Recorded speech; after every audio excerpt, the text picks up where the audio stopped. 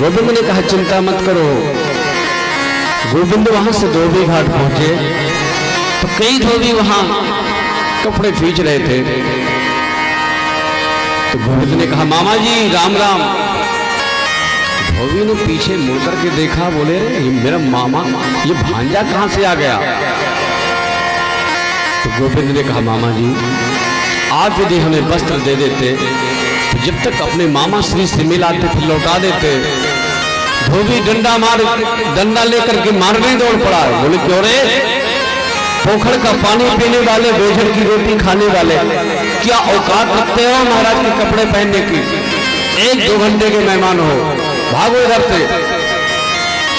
जब इस प्रकार की अभद्र भाषा में धोबी बोल गया तो गोविंद ने कहा देख, उस समय में मर्यादा पुरुषोत्तम था, ये वही धोबी है जिसने मां जानकी को कलंक लगाया था। जो गोविंद ने एक लपाड़ा जोट का मारा, धोबी जो है गोविंदाय नमो नमः हो गया। सखाओं से बोले जितने कपड़े हो सब पहन लो। अब सखाओं ने कपड़े तो पहने, तो क्योंकि जो राक्षस होता है मानव की अपेक्षा कुछ ज्यादा ही तगड़ा होता है। चमकीले भड़कीले कपड़े तो पहन लिए, जब चल रहे हैं तो बाजू 1.5 हाथ नीचे लटक रहे हैं। बोले लाला ये तो मगोने से लगे। भगवान ने कहा चिंता मत करो। भगवान एक दर्जी के पास गए तो दर्जी ने अपनी खिड़की से ही देखा, जो सखा जैसा था उसी की अनुरूप पोशाक बना दी। बोले और तो ठीक है भैया, अब किस चीज की चिंता है? बोले कपड़े हो गए, शायद यदि चंदन लग जाता, माला पड़ जाती तो कितना अच्छा रहता। तो सुदामा नाम के माली के पास गए, उसने सबको सुंदर माला बनाया, गोविंद को माला पहनाया। बोले यदि शायद चंदन लग जाता तो कितना अच्छा रहता। तो बीच मार्ग में कंस की दासी सुंदर हाथ में चंदन का पात्र लिए जा रही थी।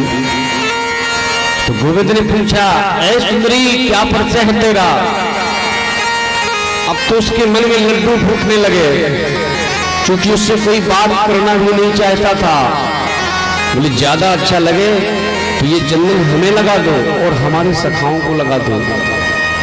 उसने अपना परिचय दिया कि दास्यामहं सुंदर कंस स्मृता तिवक्रा नाम हनुलेति कर्मणि मद्भावितं भोजपते प्रियं बिना युवां पुण्यास्तुतरे।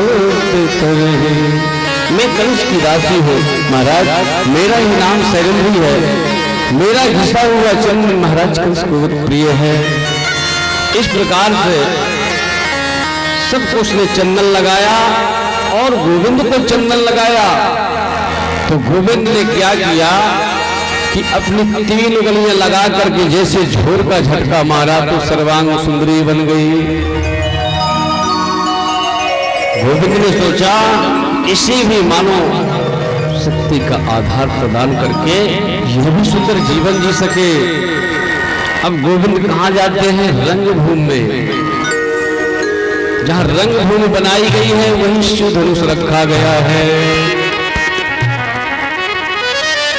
कि करे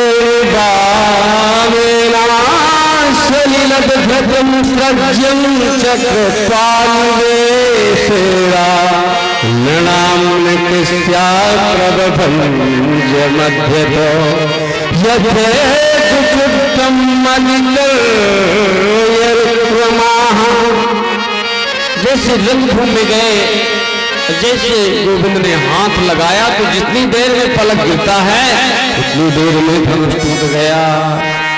जब धनुष टूट गया तो गोविंद और आगे बढ़े तो दरवाजे में कोलिया पीड़ का नाम का हाथी बंधा हुआ है। तो जो महावत ने हाथी को भाला मारा, हाथी चिघाड़ा, तो गोविंद ने ऐसी सुताई की उसके धनुष में कि हाथी गोविंदाय नमो नमः हो गया। जब हाथी गोविंदाय नमो नमः हो गया, सैनिकों ने कहा महाराज क्यों बुलवाया है इस कृष्ण को? आपके रोबी से कपड़े पहन लिए, आपकी माली से माला पहन लिए, और तो और महाराज दुखद समाचार ये है जो भगवान शंकर ने तुम्हें धनुष दिया था कि जो ये तोड़ेगा वो नहीं छोड़ेगा, तो धनुष टूट गया। और तो और महाराज कुबलिया पीड़ नाम का हाथी गोविंदाय नमो नमः हो गया। तो मुष्टिक चाणूर ने कहा महाराज चिंता करने की कोई बात नहीं है, हमने बहुत बड़ी रणभूमि बनाई है कि मैया नाम सिर निर्णाम नर बरह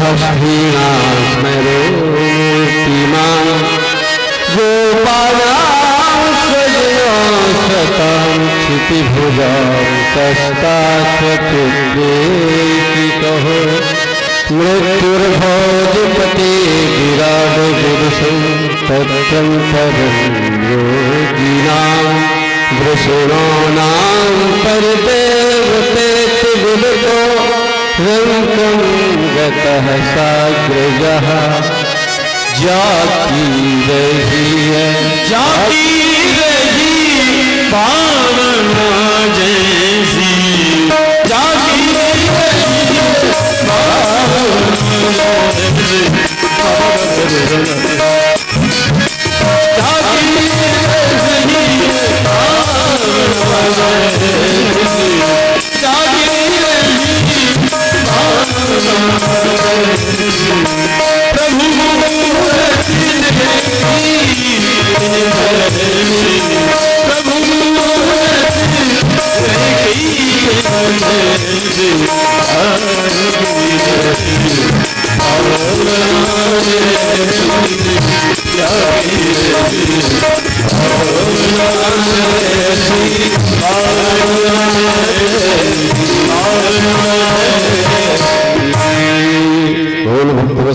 भगवान की जय।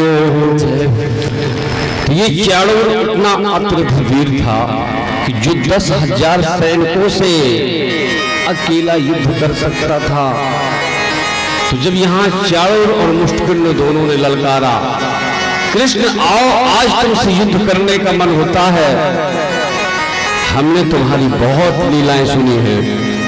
तो गोविंद ने कहा भैया हमें तो लड़ना झगड़ना आता नहीं। बोले तुम बातें बनाते हो, हमने पूतना भेजी, सक्कासुर भेजा, सबको तुमने मृत्यु के घाट उतार दिया। बोले मामा जी आपकी कसम खाए के कहते हैं यहाँ से जितने गए वो सब मरे मराए गए, हमने तुम्हें यमुना जी में फेंका है। तो जितने भी ब्रज की गोपियां बैठी हैं वहां, तो गोविंद वहां कामदेव के रूप में दिख रहे हैं, जो गोविंद के सखा हैं वो बाल रूप में दिख रहे हैं, योगियों को गोविंद परमात्मा दिख रहे हैं, पर चाणूर और मुष्टिक को हर जैसे दिख रहे हैं। कि न बालो किशोरस्तुम बलिराम्बरः लीलये भोहतो येना सहस्रारुत सप्तग। जब यहाँ दोनों योग से प्रारंभ हुआ तो जैसे गोविंद ने चाणूर के एक लपड़ मारा, चारों कितना चूर हो गया। बोले गोविंदाय नमो नमः। जब बलराम जी ने मुष्टिक के एक मुक्का मारा वो भी धूल चाट गया। तीसरे आता ताई को जब घुमाया, बोले प्रभु भक्त आपका हूं मैं, सिर्फ नौकरी करता हूं कंस की। इस प्रकार से अब भगवान कंस के पास पहुंचते हैं। 7 जोड़ी का जो आसन लगा है, जब कंस ने देखा बोले चाणूर मुष्टिक कहाँ हो भैया। गोविंद ने कहा मामा जी वो कोई नहीं बोलेंगे, आपका भी जाना सुनिश्चित है वहां जहां वो लोग चले गए हैं। जब वहां पर गोविंद पहुंचे, जैसे कंस के केस पकड़े, बोले ये क्या सभ्यता है तुम्हारी, क्या कर रहे हो। बोले मामा जी याद करिए आज से 30-35 वर्ष पहले आपकी चचेरी बहन देवकी जब आपने केस पकड़े थे तो आपको पता नहीं था कि केस पकड़ने में लगता भी है। एक बहुत बात समझने की है, कभी भी किसी दूसरे मर्द को किसी दूसरी स्त्री के केस पकड़ना गलत बात है। जिसने केस पकड़ा है उसका विनाश ही हुआ है, ये शास्त्र कहता है। कंस ने देवकी के केस पकड़े तो क्या हुआ, रावण ने सीता के केस पकड़े तो क्या हुआ, महाभारत में दुर्योधन ने द्रौपदी के केस पकड़े तो क्या हुआ। पति के अलावा किसी को अधिकार नहीं है स्त्री के केस में स्पर्श करना, हाथ लगाना क्या, स्पर्श करना भी। ये शास्त्र कहता है, अपने मन से नहीं बोलता मैं, आप शास्त्र उठा करके देखिए। इस प्रकार से गोविंद ने कहा, मामा जी आप मुझे देखो, मैं तुम्हें मुक्ति दूंगा। यदि ऐसा ब्रह्म मिला है तो पहला ब्रह्म मिला है ये कहने वाला। भगवान राम ने कभी नहीं कहा, आज तक नहीं बोला कि मैं ब्रह्म हूं, पर भगवान ने, कृष्ण ने कभी इस बात को छिपाया नहीं। बोले आप मेरी तरफ देखो, मैं तुम्हें मुक्ति दूंगा। आज गोविंद ने यहां कंस का उद्धार किया। उद्धार करने के बाद नाना उग्रसेन को बंधन मुक्त करवाया। और मां देवकी और वसुदेव जो देखा, बोले मैं क्या महिमा गाऊं कि जब मेरा लाला 1 घंटे का था, 1 घंटे का था जब गोकुल गया था, आज मेरे लाला की उम्र है 11 वर्ष 56 दिन। जब कंस का उद्धार हुआ था, गोविंद ने किया था, उस समय गोविंद की उम्र 11 वर्ष 56 दिन थी, क्योंकि देवकी ने एक दिन गिना था। बोले आज तो मेरा लाला 16 वर्ष जैसे दिख रहा है। वही गोविंद ने अपने माता और पिता को प्रणाम किया। बोले एक ऐसा पुत्र मैं हूं कि जो कि आपकी मैं सेवा भी नहीं कर पाया, मुझे आप क्षमा करिए। तो देवकी वसुदेव ने कहा, लाला आपने तो वो किया है जो किसी ने नहीं किया। तो गोविंद ने आज यहाँ अपने माता पिता को प्रणाम किया। और मथुरा में जो कंस ने सबकी हंसी को छीन रखा था, आज गोविंद ने सबकी हंसी वापस की। और जितने भी दुर्बल हो गए थे सब पहलवान हो गए, जितने भी गरीब थे सब धनवान हो गए। जब बाबा नंद ने कहा, लाला चल वृंदावन, तो बाबा से कहा आप लोग जाइए, शीघ्र आऊंगा। याद करिए क्या बीती होगी बाबा नंद के, कि जिस बाबा नंद ने एक क्षण में गोकुल जैसे राज त्याग करके वृंदावन आए, और आज गोविंद ने मना किया, बोले आप लोग जाइए मैं शीघ्र आऊंगा। मार्ग भूल गए। जितने भी गोविंद के सखा थे बोले लाला तू कह के आए हो तो कि मैं परसों आ जाऊंगा, क्या बीतेगी मैया की। बोले आप लोग चलिए मैं शीघ्र आऊंगा। बाबा नंद और जितने भी ब्रजवासी हैं सब मुड़ मुड़ करके देखते हैं। यहाँ एक प्रश्न और हुआ कि अब बालकों का जो है मुंडन संस्कार होना चाहिए। तो दोनों भाइयों का मुंडन संस्कार हुआ, व्रत बंद हुआ। अब यहाँ कौन व्रत बंद कर रहा है, कौन मुंडन कर रहा है, कौन क्या कर रहा है, कोई पता नहीं। पर रह रह करके गोविंद को मैया यशोदा याद आती है। बोले इन बालकों की शिक्षा दीक्षा की व्यवस्था की जाए। तो बोले सबसे पहले अवंतिकापुरी भेजा जाए, जिसको कहते हैं उज्जैन। ये पहले सबसे पहले विश्वविद्यालय था, तो वहां पर सबसे पहले गोविंद ने धनुष विद्या का अध्ययन किया। वहीं सुदामा नाम के सखा से मैत्री हुई। बोले सुदामा कभी मेरी द्वारिका आना। जब विद्या अध्ययन करने के बाद गोविंद वहां से चलने के लिए तैयार हुए, तो गुरुदेव से बोला कि मेरी गुरु दक्षिणा क्या है। तो गुरुदेव ने कहा बेटा ये तो सौभाग्य की बात है कि तेरे जैसा शिष्य मिल गया, तेरे जैसे शिष्य मिल पाना भी बड़ी भाग्य की बात है। तो गुरु माता ने कहा बेटा लाला एक पुत्र था मेरा, वो समुद्र में डूब करके खत्म हो गया था, यदि वो मिल जाता तो कैसा रहता। तो गोविंद समुद्र के पास गए, समुद्र ने निवेदन किया, बोले महाराज हमारे पास तो आपका पुत्र है नहीं, मेरे अंदर एक शंखासुर नाम का दैत्य रहता है, यदि उसके पास हो तो मैं कह नहीं सकता।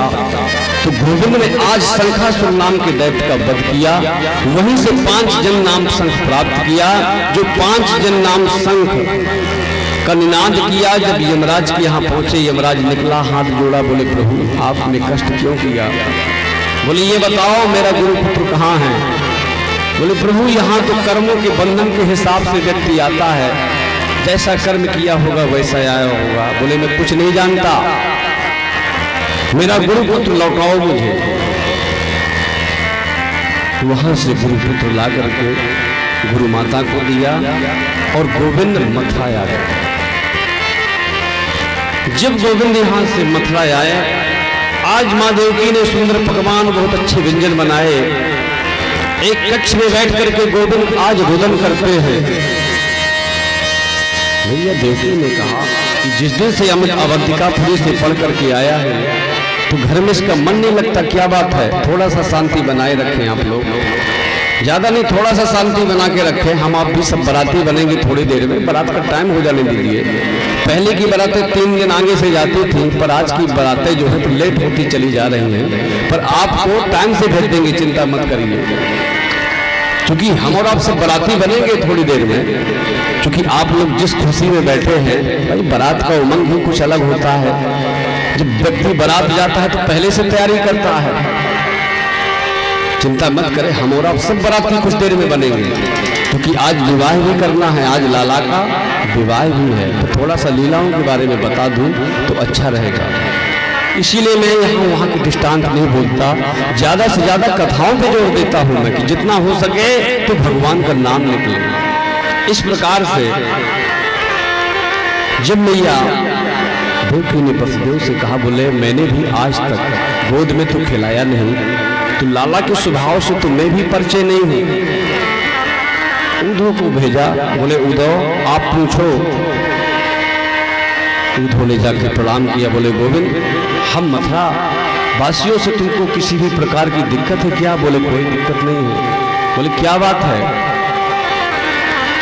आपको क्या बात है, कौन सी चिंता सता रही है? बोले कुछ भी नहीं सता रही। गोविंद ने कहा, उद्धव मैंने ब्रजवासियों के ऊपर कितना बड़ा अन्याय किया है कि माई यशोदा जैसी साध्वी से कितना झूठ बोला है। यदि मैं एक दिन कम दूध पीता था तो जितने भी वैद्य थे मैया सभी को बुला लेती थी कि आज मेरे लाला ने दूध क्यों पिया।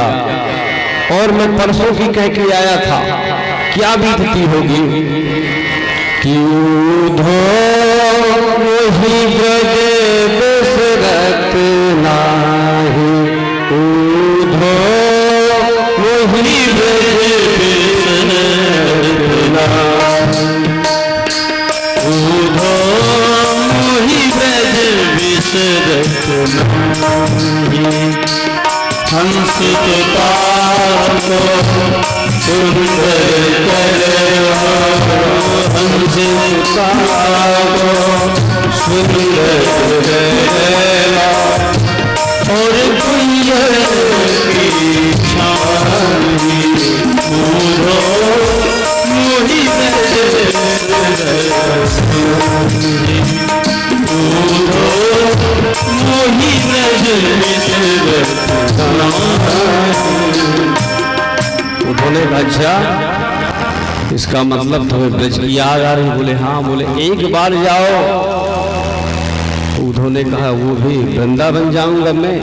अरे मैं वेदांती भाषा में बात करूंगा तो वो कुंवर गवालिया क्या जानेंगे मेरी भाषा को? भगवान ने कहा, अच्छा जिस ब्रह्म को कठपुतली की तरह नचा दिया तुम उन्हें गंवार ग्वालिया समझते हो?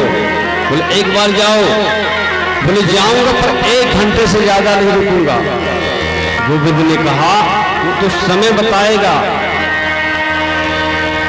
जब उद्धव जी वृंदावन के लिए जाने लगे तो गोविंद ने कहा, एक काम करो, ये जो मेरा पटका है इसको डाल करके जाओ, शायद वो तुमसे बात भी नहीं करेंगे।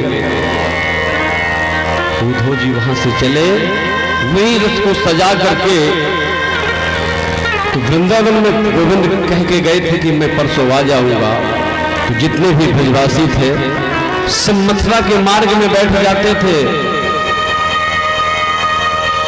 क्योंकि परसों कभी आया नहीं। आज वही एक रथ आते देखा, आपस में चर्चा कर रहे थे कि लगता है कि आज लाला आ रहा है। उस रथ में किसी और को जब बैठे देखा, उद्धव ने कहा, भैया जी जय श्री कृष्ण। पहले तो कुछ नहीं बोले, फिर पुनः कहा, भैया जी जय श्री कृष्ण, मैं मथुरा से आया हूं, मेरा नाम उद्धव है। बोले वाह लाला, इतने दिन की बात याद आई तो वो भी स्वयं आकर के सखा को भेजा।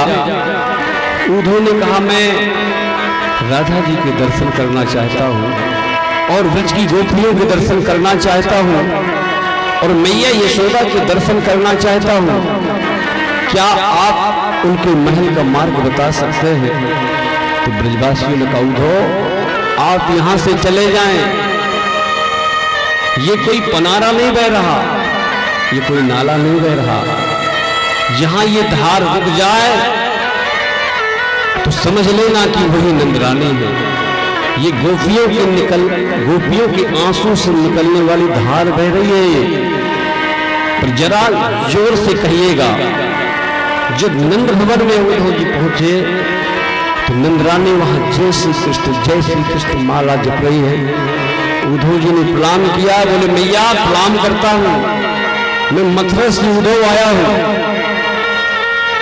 तो मैया यशोदा ने कहा उद्धव धीरे बोलो, अभी मैंने लाला को सुलाया है, कहीं मेरा लाला उठ ना जाए।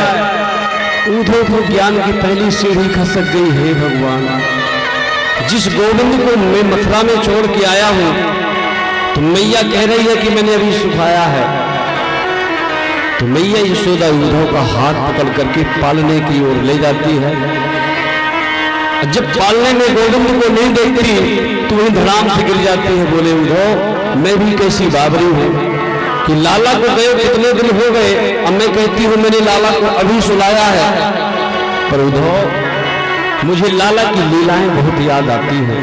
एक बार मैं माखन गिलोल रही थी तो लाला ने कहा मैया मैं अभी लूंगा और वही माखन लूंगा। एक कौवा उड़ता उड़ता आया और लाला की गोद से रोटी ले गया। तो लाला मचल गया कि मैया मैं वही रोटी लूंगा और वह कौवा से युद्ध करूंगा कि धूल धरे सोहत श्याम कैसी बनी सिर चूनर चोटी खेलत खात फिरे अंगना वेदत भागत चोरी पीर कछोरी छविको रसे खाने बिलोकत वारतिका में कलान धिरोटी। आज गला नहीं काम कर रहा हूं। इस प्रकार से जब बताया रात भर उद्धव ने प्रसाद पाकर के नंद भवन में विश्राम किया। बाबा नंद से वार्ताएं हुई तो बाबा नंद ने कहा भैया उद्धव कैसे आना हुआ? बोले आप कृष्ण को क्या समझते हो? बोले क्या समझते हो? बोले जो ये कृष्ण है ये ब्रह्म है, आप इसे भजे। तो बाबा नंद ने कहा भैया ये भगवान होता ब्रह्म होता तो ये तो उखल से बंधे बंधे रो रहा था, उसको तो मैंने ही छुड़वाया था, कैसी बातें कर रहे हो? उद्धव के ज्ञान की दूसरी सीढ़ी घसक गई। बोले हे भगवान अब मैं इन्हें कौन सा एहसास दिलाऊं? उद्धव ने कहा कि अब तो मैं राधा जी से मिलना चाहता हूं। मैंने मैं सोचा कि जब मैं इनसे बात करने के काबिल नहीं हूं तो राधा जी से मैं कैसी बात करूंगा?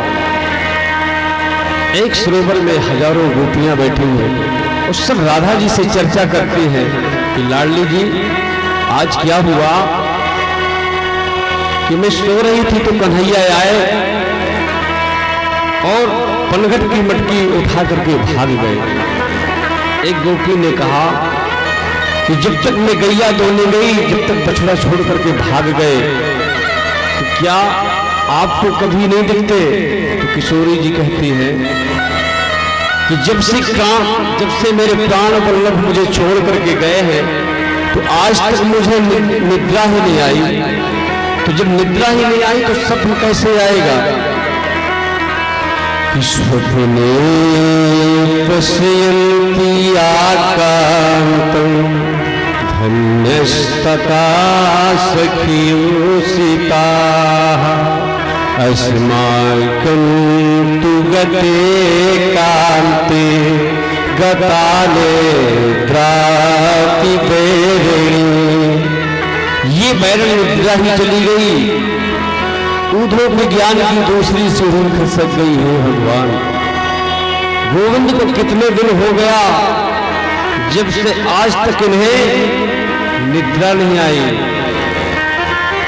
इस प्रकार से जब चर्चा हो रही थी, आपस में गोपियां कहती हैं, कभी कहते हैं कि मान में गुमान भी हो जाता है। बोले आज के बाद कभी कृष्ण से प्रेम न करना। इतने में एक घोड़ा वहां पर आया भून भून करते। बोले लगता है कि ये भी कपटी कृष्ण का मित्र होगा। तो घोड़ा कहता रे इस प्रकार क्यों बोलती हो? बोले आज के बाद काले से कभी प्रेम नहीं करेंगे। जितने काले होते हैं सब कपटी होते हैं। अरे बेचारी सुरपंखा ने क्या बिगाड़ा? स्वयंवर के लिए गई थी तो नाक कान काट लिए। राजा बलि के यहां गए तो बौना बन करके सब ले लिया। आज के बाद काले से बिल्कुल प्रेम नहीं करना। इस प्रकार कह ही रहे थे कि भोरे ने कहा कि अब ऐसा मत बोलना। तो गोपियां कहती हैं भैया हमने बोला पर ऐसा मत बोलना। उधो जी सब